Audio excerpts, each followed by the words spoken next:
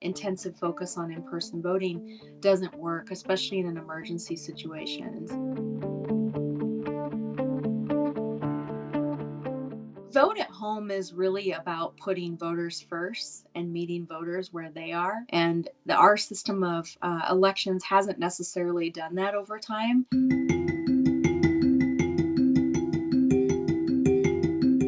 Well, I think all voters benefit in a tremendous way. And a specific example, the states that have vote at home systems or have automatically mail ballots to everyone include Colorado, Washington, and Oregon, have had the lowest gap in turnout for voters with disabilities of any state in the country. Part of the reason for that is those states have closed what is a huge barrier for a lot of voters with disabilities, and that's the transportation to get to the polling place. Unaffiliated voters, for instance, tend to get less information and less touches from the parties, so they also benefit in terms of turnout with this type of model. Working parents, working moms, single moms, people that work multiple shifts, people that work long shifts like doctors or nurses, or restaurants, bars, all of that, the traditional voting period on the day of doesn't necessarily help them. Vote at home really empowers people with time. They can vote when it feels right for them. They can research issues, access information that can help them make those decisions.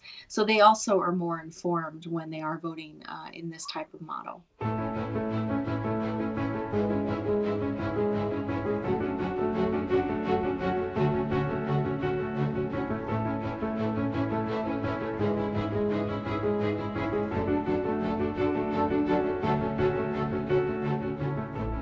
A state like Colorado, as an example, in 2014, they had their first gubernatorial election this way.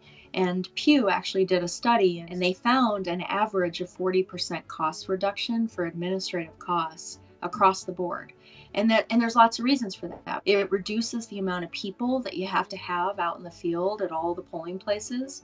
It also reduces the amount of equipment that you need to have to outfit all the polling places. There's significant opportunity to improve the health of the election administration community and make it easier and more efficient for them to even, administer elections. When I was an election official in Denver, we were the first county in the country to build a ballot tracking tool that allows voters to sign up with a text or an email and get the status of their ballot through every point in the process. And that really matters because that enhances the security, the accountability, and the transparency around it. In a predominantly vote at home system or where you have a lot of vote by mail, you're centrally counting.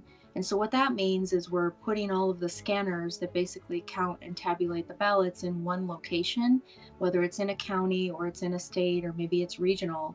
And so that actually gives us an ability to secure those locations more effectively, open up large observation areas for watchers and observers so that there's more accessibility, there's more transparency, more accountability, along with enhanced security.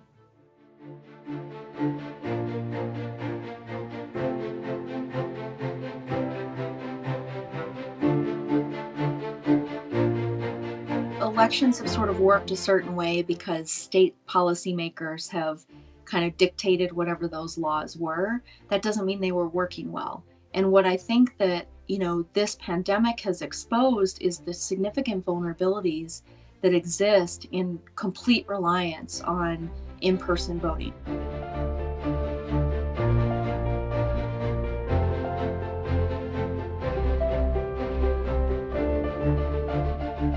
This global pandemic and the public health crisis that we're facing is unprecedented in our lifetimes, and that type of crisis calls for extraordinary creativity to address the challenges of today. And then we're seeing that across the spectrum. We're seeing immediacy in the public health sector in terms of what's needed in hospitals. We're seeing people having access to food and supplies all percolating as critical issues. The other critical issue is obviously our democracy, and people are going to ask for their ballot to be mailed to them right now because that might be their only option to, number one, avoid the large crowds, but number two, make sure they're safe. And number three, we're going to see poll worker shortages with people not wanting to come in and be exposed to large crowds. So all those challenges are coming together. And the reason this matters now is for November, not just for the primaries that are upcoming, but in preparation for the November election.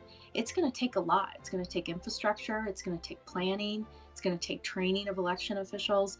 To scale this in a massive way takes time. And right now, the clock is ticking. We need to prepare for this.